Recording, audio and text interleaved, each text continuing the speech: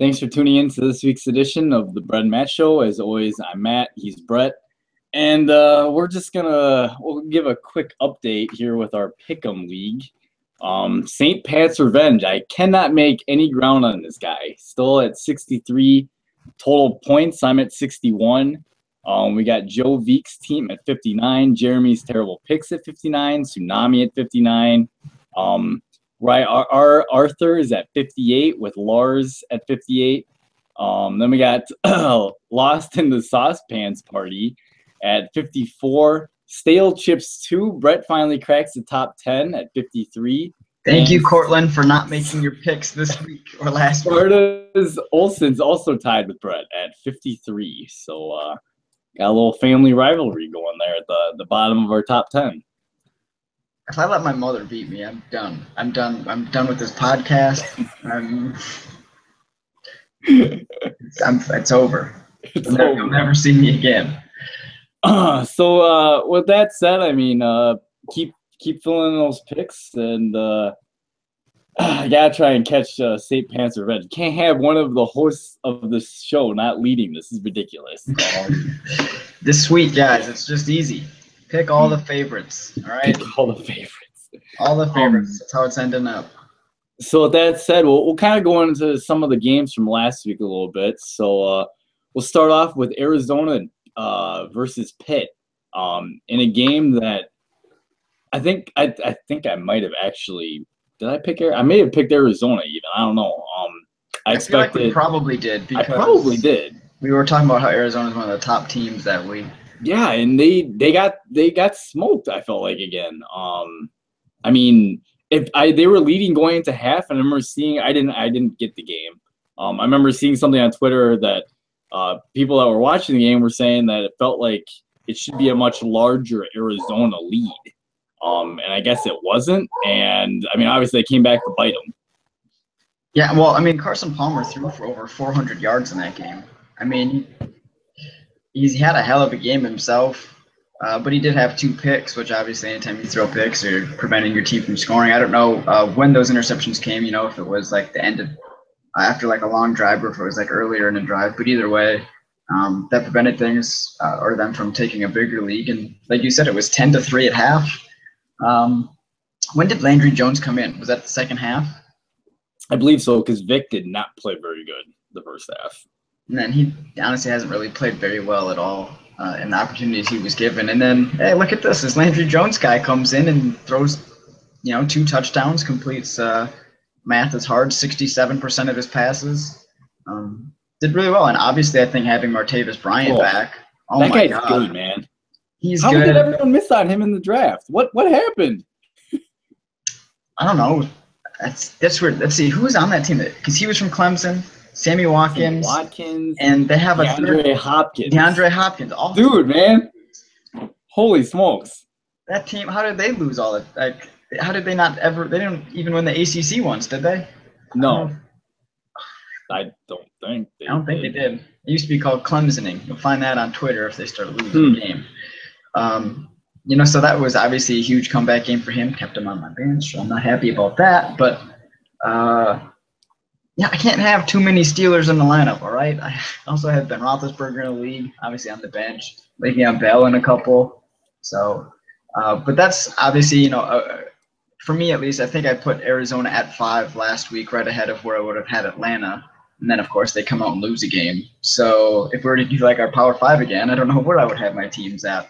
But that's just kind of like an interesting game, especially for a Pitt team that, we all knew was dangerous offensively. It was just with Mike Vick, and we didn't really see that. Yeah. And then with, Landry Jones, that I don't know if the play calls were different. Landry just played that much better. What happened? But it was kind of nice to see that. So I don't know. Roethlisberger's supposed to be coming back pretty soon, though. Not this week, but I keep hearing that it'll be probably next week, right? Probably next week. Yep. I keep hearing that as well. Another interesting game was Denver against Cleveland. I keep making fun of McCown, but maybe I should stop because he ends up playing decent. And, man, Peyton Manning is just not good. Ronnie Hillman, if he sees this, he's going to hate me. But because I'd be making fun of his quarterback. My goodness, I mean, I really think Manning is holding that team back. I mean, I don't know about Brock Osweiler very much. Who knows if he can even play? But my goodness, Manning is just not playing very good. I think a lot of it's attributed to his age, but I know I've joked around off camera about this, maybe some on camera, but the guy throws hospital balls, okay? He's getting his receivers killed and throwing passes to the other team. Like, come on.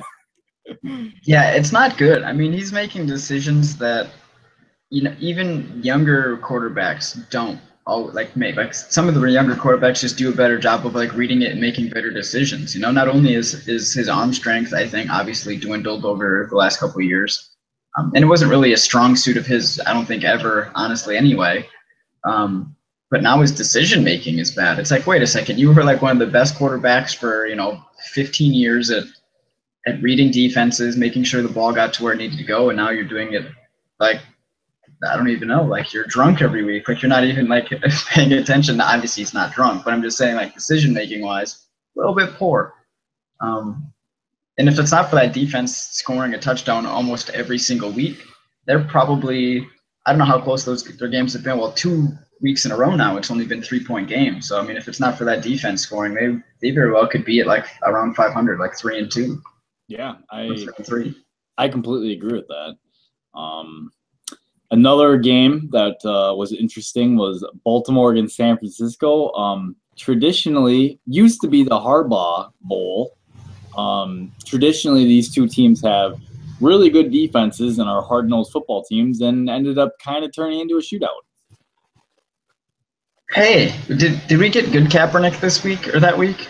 Yes, Kaepernick passed for, I think he passed for over 300 yards, no interceptions. Yeah, good Kaepernick that week. Or because Baltimore ranks last in pass defense. Just saying. Right, and you kind of probably, as a 49ers fan, even if it is Baltimore, who, like you said, mentions or ranks last, like no one really probably even thinks that they're that bad just because of Baltimore's like tradition on defense. So if you're a 49ers fan, you're like, okay, good, we got good Kaepernick this last week. Maybe that'll follow through to the following weeks, and obviously you got last night's game, which we'll talk about in a second. And needless to say, good Kaepernick did not stick around.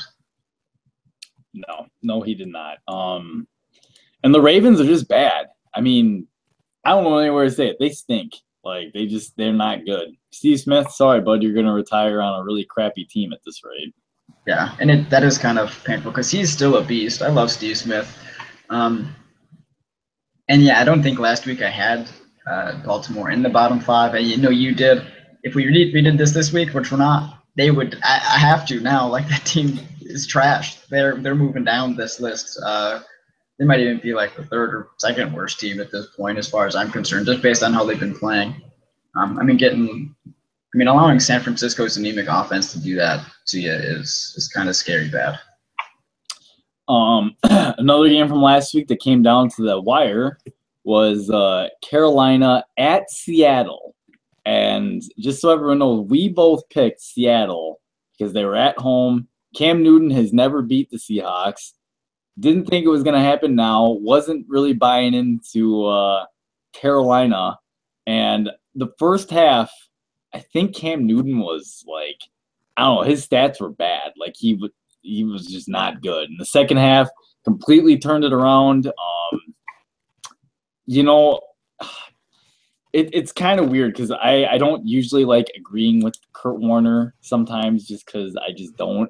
Because why, Matt? Why? What do you have against Kurt Warner? I don't really like agreeing with him all the time, but he made a really valid point that if you were going to give the MVP award to a player and you were to base it off who means the most to their team, Cam Newton means a ton to the Carolina Panthers.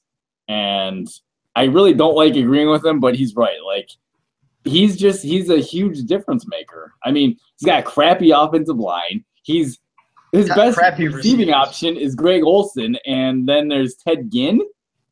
I mean, come on. Right, Jericho Cotchery. Devin Funchess hasn't done anything yet. No, he hasn't done anything. Yeah, Cam does mean a lot to that team. that last drive, I don't even know, dude. They went down the field, was it 80 yards in 7 plays, and one of them was, I think, a spike. So basically, they went 80 yards in 6 plays against the Seattle defense, which is still pretty solid. That's impressive for the win. I mean, if you're Seattle, you got to wonder what the hell your offense was doing, only scoring 3 points there in the fourth. Not trying to help you out at all. I think they went into probably another little shell like they always seem to do when they have a lead. Well, and the thing with Seattle is frustrating. You look at every one of their wins, minus what we just saw last night, every one of their wins, like you could be like, whoa, like they snuck out a win, sort of, right? Because I mean, we obviously discussed the line. Like their defense has not been stellar at the end of games. Like it just hasn't. I think obviously losing your coordinator probably has a little bit to do with that. I was reading something too about the assignment breakdowns, just how often that like there's a miscommunication in especially the secondary this season. It's happening at twice the rate that it has in the past. Obviously, it happens from time to time, especially if you're playing either like a hurry up and you just didn't get the calls in from the side or something. But it's happening twice as often now, which is, I mean, they still obviously have a great front, and their secondary is still really good with the exception of Kerry Williams, who's playing like shit. But I mean, there's just more breakdowns, and I don't know if that's a communication thing or people not just on the same page as like the coordinator or what. But you can't be having that, especially in those situations. Like they've just happened to be during the worst of times. Where they have a lead. They've had a lead, I think, in all of their losses. They have actually. Yeah. They had. What was it? The one against Cincinnati was bad. I think it was like 17. That was unacceptable. That was 17. The Seattle game. They ended up being outscored by 10 in the fourth, losing by 4. So they had at least like a 7 or 10 point lead at some point in that. So it's just happened at really bad times. And the offense, once they've gotten leads, now a little bit, I think obviously Lynch wasn't there to pick up some of like the tougher yards. I mean, Rawls did decent, and Fred Jackson he's Fred Jackson, but he's like 35 years old. Lynch didn't play last week? No, he played last week. I think like in some of the other games. Oh, in the other, okay, I got you. Yep. Yeah, I don't think he played in the Cincinnati game. No, he didn't. So I think that might have had something to do with at least the Cincinnati game. I don't know how much he was out for that game versus Carolina, but Carolina's got their defense is still really good. Yeah, there was a play I saw it on Deadspin. There was apparently this happens all the time. Yeah, Thomas Davis. He dislocates his finger mid-play, pops it back in, and then makes the tackle. He's like, oh yeah, that happened like 5 times already. I'm like, wait, what? Like, for me, I'd take myself out the play and just be like, hey, trainers. He's like, it's happened so often that he just does it on his own now. I mean, not only are they good, but damn, I guess they're tough. And with the exception of obviously Keefe getting a concussion, which he can't be back out on the field for. That's a hard-nosed defense, and they do play really, really well. Yeah, I agree. The last game we'll talk about from last week is Green Bay against the Chargers, which actually turned into be a thriller. Came down to the last drive. Last play? Last play, yeah. I mean, Phillip Rivers passing for career high over 500 yards against the Packers. Packers came into the week with definitely, I feel like what was considered a top 5 defense by rank. Probably not that anymore after what they allowed. They did help their case against the ground game, though, because San Diego just didn't run the ball. And the few times they tried, they really didn't get much. Which brings me to the point where I got really frustrated in that, obviously, we're both Badger fans. Melvin Gordon is one of my favorite running backs, and I am super upset with the way that they are using him. I just don't understand. Like, why would you trade up to draft a running back when your offense, you're not going to run to like the running back strength? Like, came from Wisconsin, came from a pro-style offense, typical fullback in front of him, like under center quarterback, and instead he comes to an offense where the quarterback, from watching the Packer game, okay, to be fair, I haven't watched a ton of Chargers games, but I watched that whole game, and I just felt like probably 85% of the snaps came from the shotgun. Probably more than that even. At least 85%, yeah. I think almost all of them come from shotgun, except for when they were at the goal line at the end, did they ever take any under center? Or yeah, they still? Did. Okay. There was a couple, at least one where they tried to power it in, and obviously it didn't work. With Woodhead on a power play. Like, and I understand that you're a young rookie. I mean, like Gordon bought a bunch of tickets for his friends and family to come watch him play. He ripped off a really nice long run. I think it was like for 25 yards. And then the very next play, or not, maybe not next play, but the next time he got to touch the ball, he fumbled it. I get it. They ended up recovering it. And then another series later, they run another similar one of their draw plays, and Clinton Dix ends up getting his shoulder pad on the football and forces a fumble. And Gordon never had fumbling problems in college, I felt like. Did he? He actually did a little bit. Whoops, I mean, that Nebraska game, Minnesota games last year, I think he fumbled like 2 or 3 times, and then but I mean, when you run for 408 yards or whatever it was, people tend to forget that. Yeah. But anyways, so where I was going with that, I'm just really upset with how the Chargers are using him. I thought of the Wisconsin running backs that came out. I mean, we're talking about in the last like few years, James White, Monte Ball, and Gordon. I thought Gordon was the best running back out of all of them, and I feel like he's just in a crappy situation. Monte Ball's not on a team anymore, and James White's doing special teams for the Patriots. Yeah, I mean, I'm looking at the stats right now, right, for at least that Packers game. Melvin Gordon's 25-yard run, all 3 backs, by the way, had 7 carries, Gordon, Oliver, and Woodhead, all 7 carries. His 25-yard run was more than Oliver had on his 7 carries total, who had 23 yards. And Danny Woodhead on his 7 carries had 8. Yeah, like, he didn't do anything. Like, they're both really good coming out of the backfield on, like, pass plays and stuff like really that. They're really good pass-catching running backs. I definitely bring a different dimension to the offense compared to what Gordon does. Though Gordon has been okay pass catching. I think he's only got, like, 1 drop on the season. But it's like your best chance if you're going to run the ball is to give it to Gordon. Hold on to the ball. But it's weird because, okay, so Gordon fumbled it twice. I think he only lost one of them because San Diego got one back. Right? It's like how often if a quarterback, and I got this idea from someone I follow on Twitter, Ian Kenyon. He's like, if your quarterback throws a couple of bad passes, it's not like you bench him for the rest of the game. Now I get it. It's a little bit. You don't bet. Peyton Manning's not getting benched. Exactly. He's the league interceptions. Right? Or Eli. I'm sure he's got to be up there too. It's a Manning thing. But like you don't just like bench them like mid-game just for that. You know, you still have to like. They're your best options. They're your better players. You got to, if there's the one you have, put them in. You know, you got to keep feeding them. But for whatever reason in the NFL, that seems to be a thing. You know, where if a running back struggles, you just put in the next guy. I'm hoping he can be as good. Now, maybe in Green Bay that works because Starks obviously went off for 111, 12 yards on 10 carries, which is absurd. You know, and Eddie Lacy only had 4 carries for 3 yards. We'll see. So, I mean, I guess it works sometimes, but it doesn't necessarily mean it's always the best option. And you can't be building up a kid's confidence by just benching him like that and not feeding him. And you mentioned, too, whenever he has a good run, it's like, oh, hey, there's your 25-yard run. You're coming out on that play.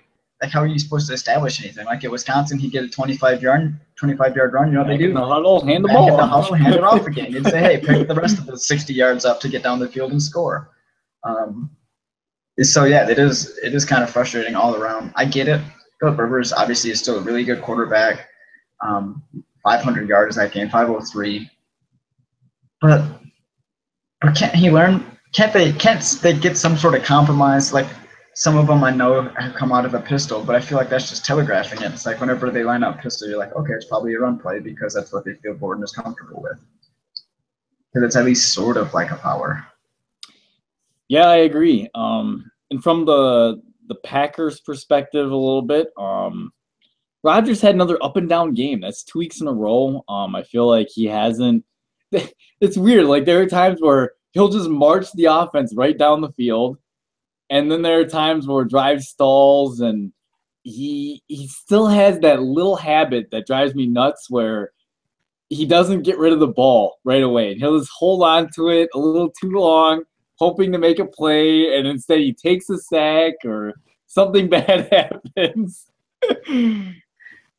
But he doesn't turn it over.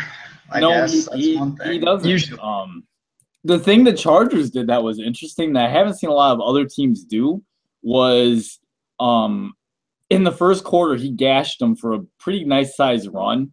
And then they started playing quarterback contain, which he actually I don't want to say I don't know, like I don't think things confuse him, but he definitely I mean, the interior pressure was getting there, or when because they're playing contain, when he would try and escape out of those alleyways between the guard and the tackle, where normally he'd be able to, the defensive end is just sitting there like playing contain, waiting for him to do that. And so then when he did it, he would get sacked or something bad would happen.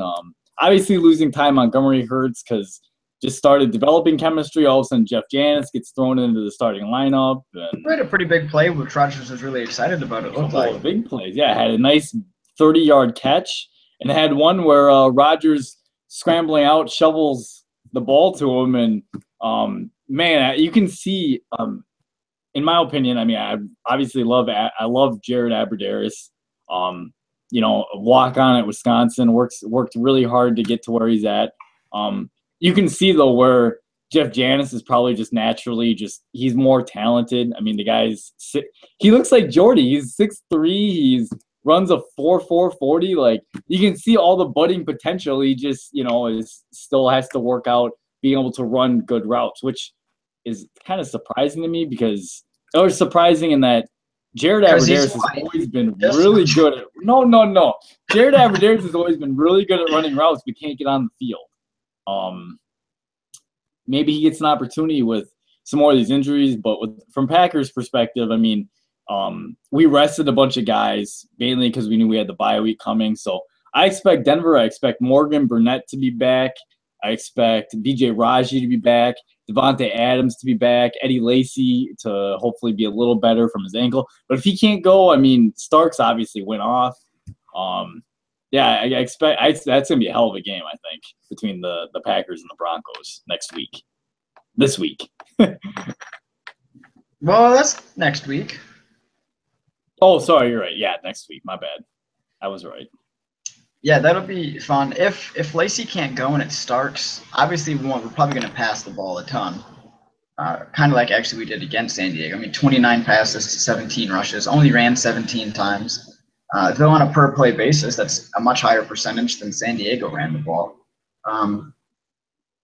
So is it just Starks, or do we have like a third guy that we would bring in like to spell Starks once in a while? Yeah, we got a guy. He actually got a carry against the Kansas City Chiefs. His name's Harris, I think, or not Harris. It's Alonzo Harris. He wears number 46, man. He wears our number.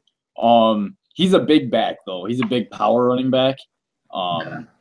But we might actually activate him for the game. It'll be interesting. Moving on to this current week though. So last night we had San Francisco against Seattle, which that used to be a really big game. In fact, arguably you could say it was one of the bigger games of the regular season, right? Between Seattle and San Francisco in the last 3 years, when you got Harbaugh versus Carroll, two teams that were built super similar and didn't like each other. I mean, I always used to get excited for this game. And it's amazing San Francisco's a bunch of bozos. That's all I have to say about that. How is that keeping your management going instead of your head coach? Yeah, that's not working out so well for them.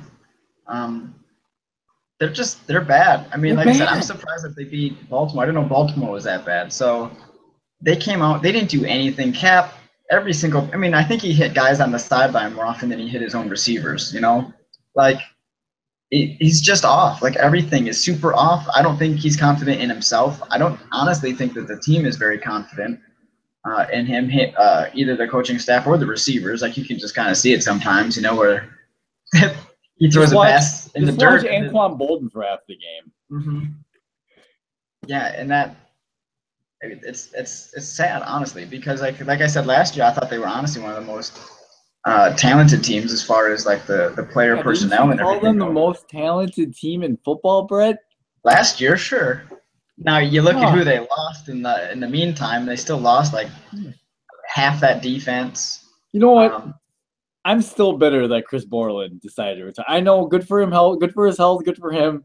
I really enjoyed watching that guy play football. Dang it! he'd be good too because their Dang it, current, I think Michael Wilhoit or whoever's starting dude, on the he inside is stinks. trash. They need another guy next to Bowman, and it's They not could have Wilhoit. afforded to let Willis retire. Wouldn't have been a big deal. Just be like, hey, Borland, we're going to restructure your contract now that Patrick Willis is gone. We'll give you his money if that'll prevent you from retiring early. Like, is your brain worth $9 million this year? Probably one more season, guys. One more season. But I mean, does watching that game make you feel any better about Seattle? No, San Francisco's terrible. I mean, all right. So first, my rant about this. I kind of tweeted it out a little bit last night, dude. I know, Brett. You love Paul Christ. You probably love his brother. That stupid offense is not suited to Kaepernick at all. I think. Like, I think forcing him to be a pocket passer is just. I understand like Wilson's able to do it. I just don't think that's like Cap's game. Like it wasn't his game in college. The success he had when he was playing much better under Harbaugh wasn't being a pocket passer. It was being, running pistol read options and doing that kind of stuff. I don't get it. Like I don't get it. And it drives me nuts because I think the guy's loaded with talent. I think if you put him in the right offensive system or had a coach that wanted to run that kind of scheme, I think Kaepernick could be really good still.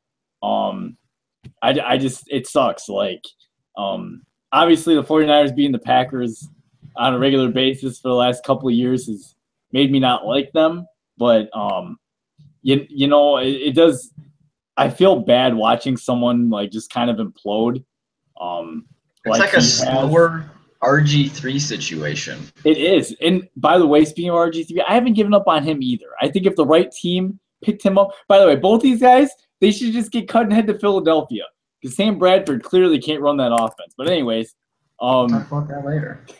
um, as far as like you said, that was kind of my Kaepernick rant. As far as what do you take away if you're the Seahawks? Am I buying the Seahawks? No, I'm not buying the Seahawks. Are you kidding me? I'm done with the Seahawks for the year.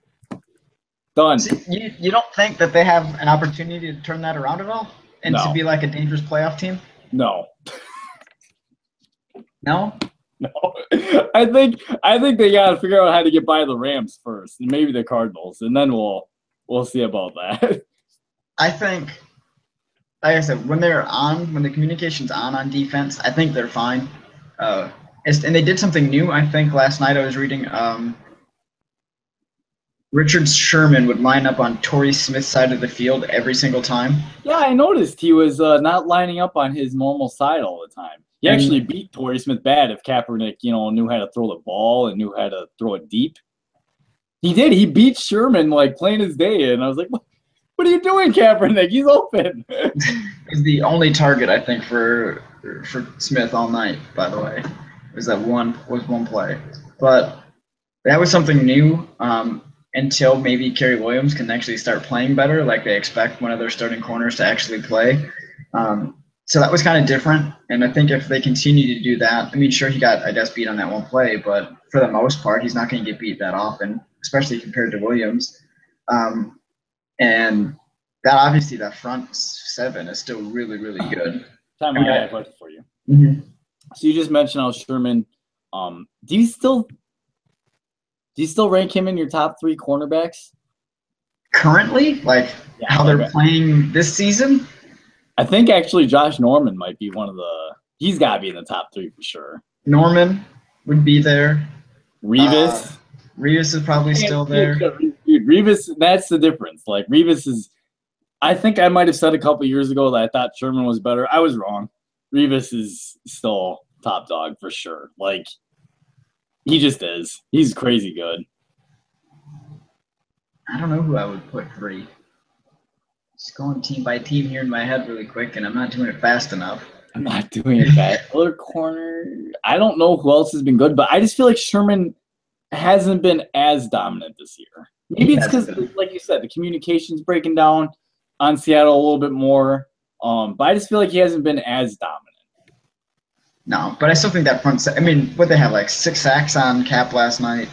True. Yeah. They KJ did. Yeah, Wright, they had tons of sacks. KJ Wright's having one of his better seasons. You got Bobby Wagner and Michael Bennett. Cliff Averill, Brandon. Guys that can rush the passer for sure. Those guys are all really, really good. What the only shitty part of it, they still run block okay. It's just if they fall behind and have to rely on the pass, they're screwed because that offensive line can't pass block. And Russell Wilson, he does tend to hold the ball a little bit longer than I think some other quarterbacks do. I mean, Rodgers does the same thing, where he kind of holds it just waiting for like the perfect time to throw it. But that offensive line doesn't afford him anything, and it gets more pressure up the middle, which means that he's got to run around a little bit more. And that's going to be the downfall. I really think, though, between Rodgers and Wilson, I really can't think of any quarterbacks in the last few years that are able to see a guy come in on a blitz untouched and make the guy just straight miss. Like, straight miss, get out of trouble, and throw the ball to a wide-open receiver because the blitz missed. Like, I don't know. I'm super impressed with both of them and their ability to do that.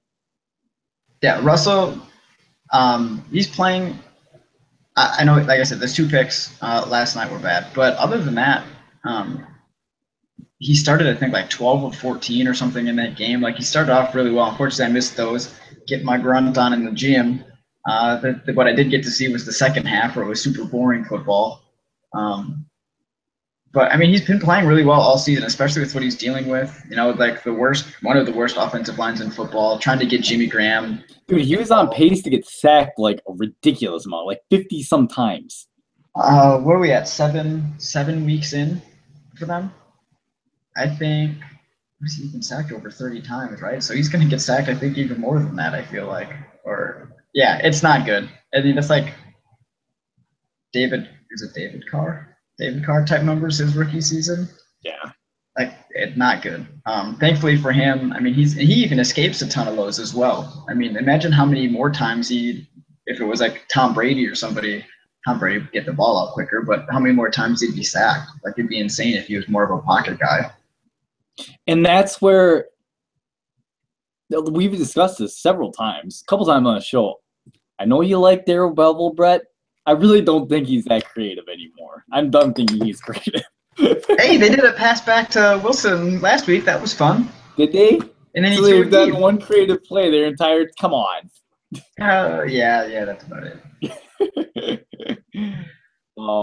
So you clearly think Seattle is still in the running for this thing. You think they're turning the ship around? I think there'll be a playoff team. Really? Mm-hmm. Book it, Brett says. Playoff bound. No way. I don't see it, man. Okay. So let's break it down right now. At this point, they're not winning. Let's say they don't win. They're not winning their division, probably. Atlanta, Carolina, one of them's getting it. One of them's getting. Okay, so that's the South. The North, please. Minnesota's not getting it. Neither is Chicago or Detroit. And then you look in the East, Philly, Giants, Dallas. I don't know who's getting there. I think they all kind of suck. They all suck. The NFC least is what they should be called. They stink.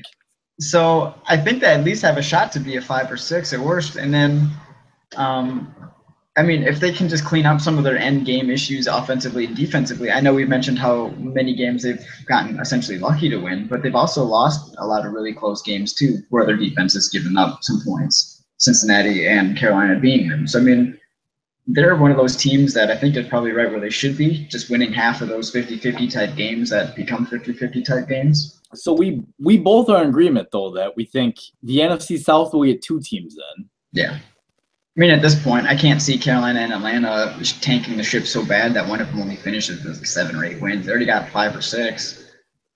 5? The Vikings could get a wild card berth. Could. Who do you like better, the Vikings or Seattle? Seattle. They're both the same. What? Okay, Tom. Who do you like better, but with the schedule they have to play? Oh, well, I didn't take that into consideration Because I think I like the Vikings better with the because they do schedule they get have to Detroit and play. Chicago. I mean, that's um, it's Arizona, San Francisco. We'll just count that as another one for Seattle. That should be another win. It'll be at Seattle, so that'll be better. But I mean, they still have to play Arizona twice. Twice. They have to play the Rams in Another Seattle. time. But they're gonna give people fits with how good their defensive line is. Doesn't matter. But That'll be another one of those stupid low-scoring games where it's like 13-17 because the Rams' offense sucks. although, hey, Nick Foles is trash. Timeout. Hey, I got something Foles is to say. garbage. They didn't have Gurley. They didn't It doesn't have matter. What? When he had Gurley against Green Bay, what did he do? Gurley ripped off and freaking like 60 One run. He had one run. That's what the guy can do, Brett. He's a stud. I don't know why you don't. Out of like 30, the other 29 runs, he averaged like 2.5 yards a carry. Is trash. We shut him down. And then what is Nick Foles doing? He threw 4 passes to the wrong team. The guy sucks. Even with Gurley, Nick Foles is trash. They should just flip flop those guys back. Send him back to Philly. Send Bradford back to the Rams. Nobody would know the difference because they both stink. Nobody would know the difference. Shit, Mark Sanchez, start that guy. So anyway, interesting games for this coming week. We have the Jets in New England. I don't see the Jets winning this. I just don't. New England's on a tear, but this is the same way I feel about the Packers. Looking at the rest of the schedule, you're like, who are they going to lose to? Like, they should be favored in every game. And I feel kind of the same way about the Patriots. I'm like, who are they going to lose to? Like, they're going to lose to someone. Like, it just will happen. I don't think anyone's going undefeated this season. Spoiler. Heard it here first, folks. So someone's going to lose and beat the Patriots, and maybe it's the Jets. If I'm the Jets, same game plan I have against the Packers. Keep number 12 on the sidelines. Run the ball, play really good defense, try to force them to go 3 and out, and keep control of the clock. And if you keep it a low-scoring game, you got an opportunity to win it. I mean, if you're the Jets, I think you match up okay in some really important areas. Probably. Obviously, your defensive front. Yes. I think you can get pressure.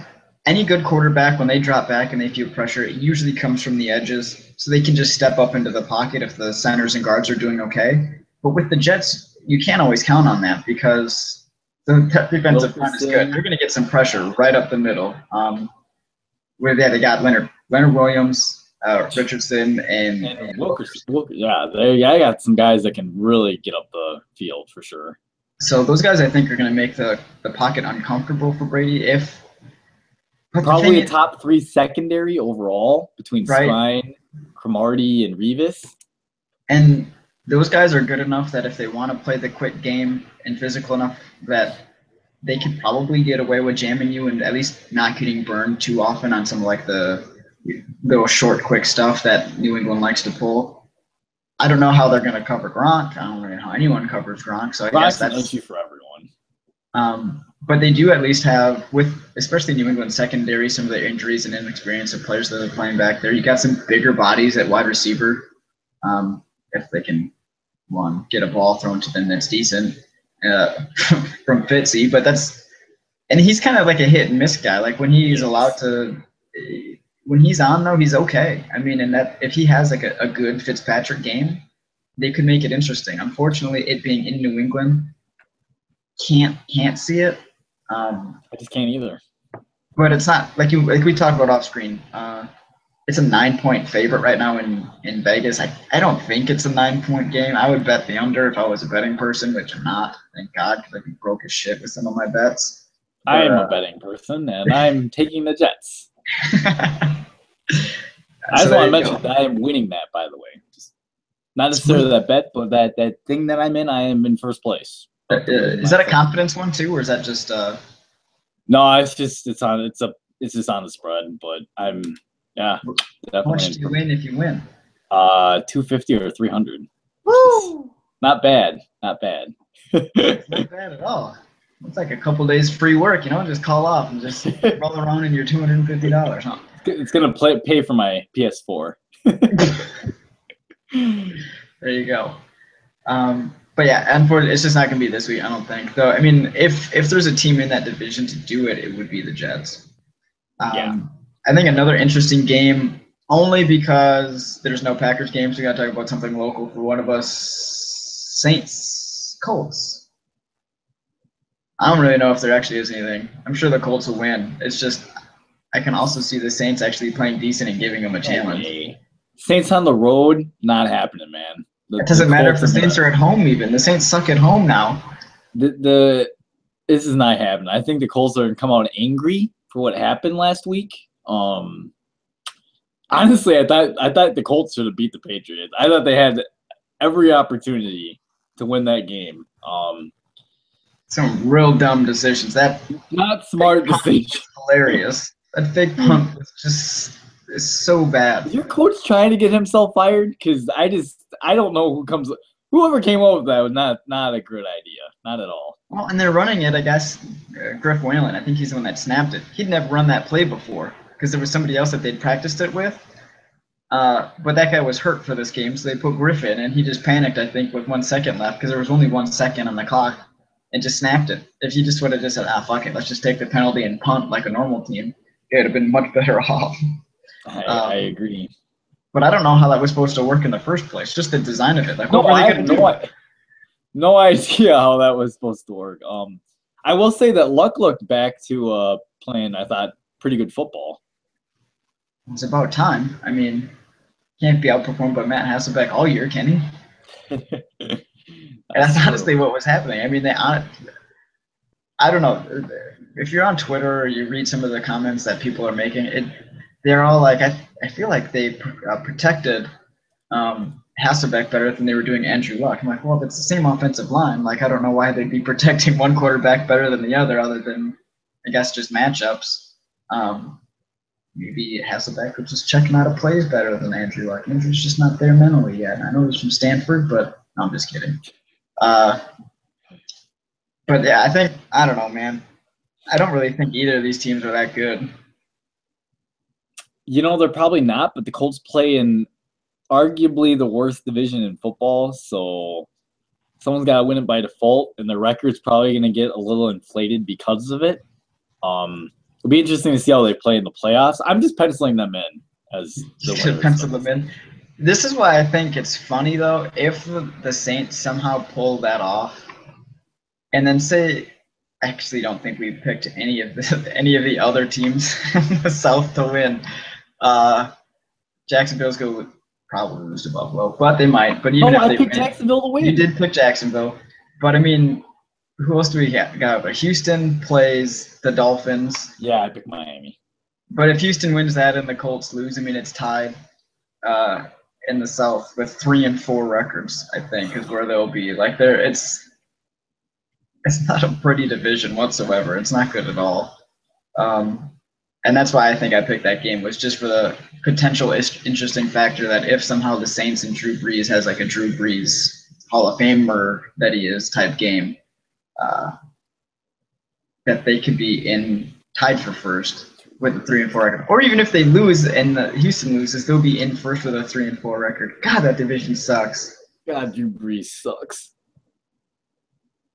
I want you to remember that you said he was still elite. He stinks, dude. I don't know what's wrong with you. I said he was elite last year, right? You said he was elite this year. Coming into this year, he had been playing up to this point as an elite guy. I knew he was going to be bad, Brett. I knew Age was going to catch up with his little noodle arm. Just So, anyways, the other, I guess. God, I hate it. The NFC East has a divisional game that will be Fox's America's Game of the Week between the Dallas Cowboys and the New York Giants. I picked the Giants simply because they probably should have beat the Cowboys in week 1. They really need to win this game. And the interesting thing is the Cowboys are starting Matt Castle instead of Brandon Whedon. Which can't make them any worse. It shouldn't. So the question is, do you think the Cowboys will be able to squeak out a win against the Giants this week? I think I picked the Giants. I picked the Giants as well. The winner of this will be in first at least. It might be tied with in first, depending on what happens with Philadelphia. Correct.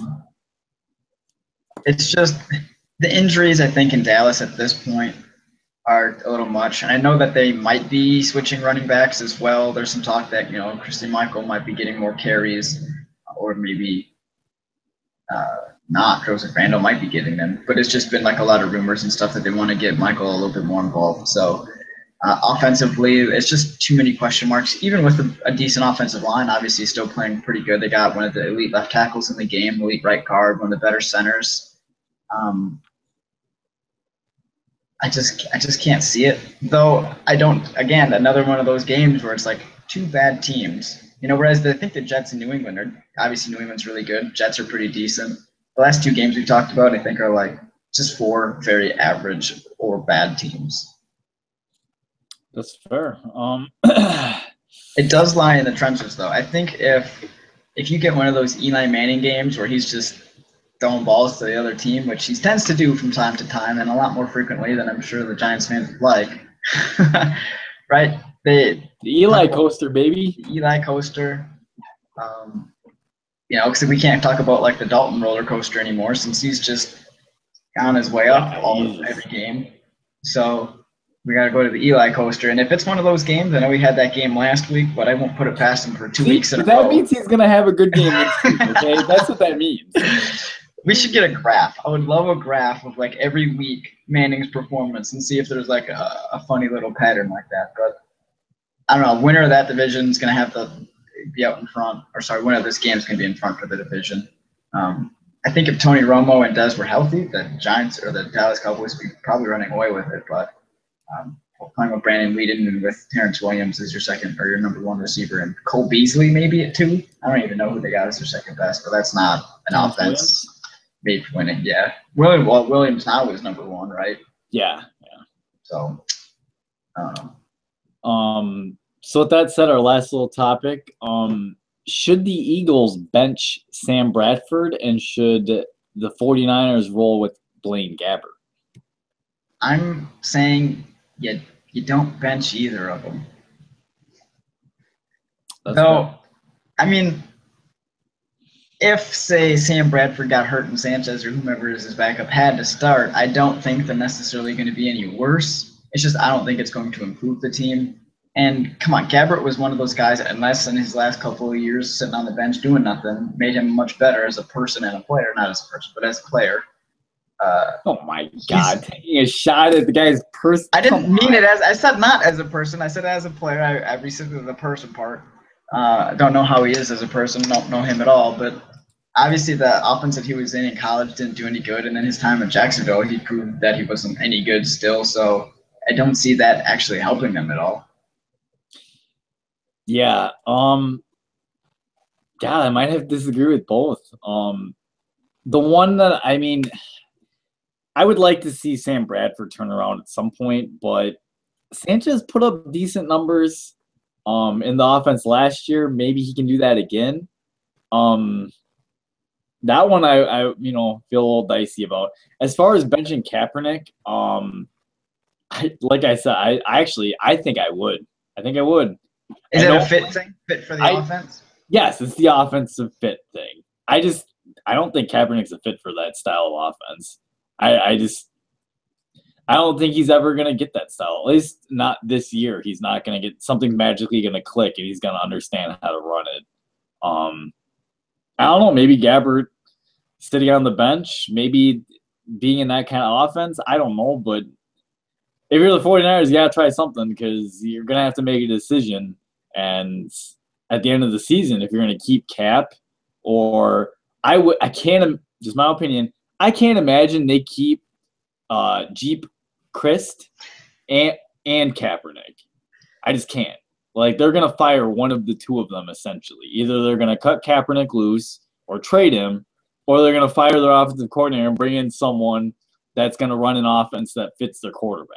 Just my opinion. If I was 49ers, that's what I would do. What's nice is with that contract that he signed, after this season, they can trade him or cut him. And he'll actually be cap savings. I think if they trade him, it's like 5 or 6 million, and if it's cut, it's only 3 million in savings. Like there's not a big cap hit.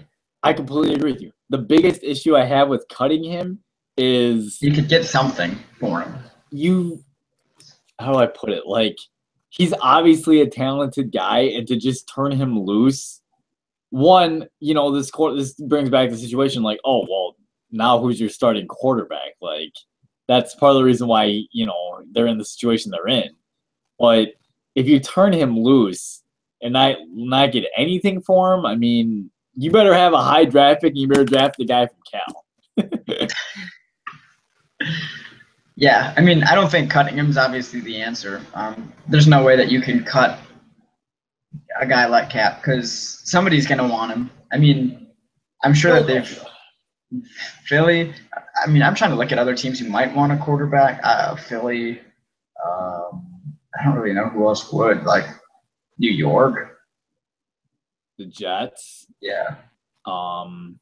Yeah, I'm thinking in my head right now. I'm running through teams that might. Houston won because Bill O'Brien's not going to deal with that shit.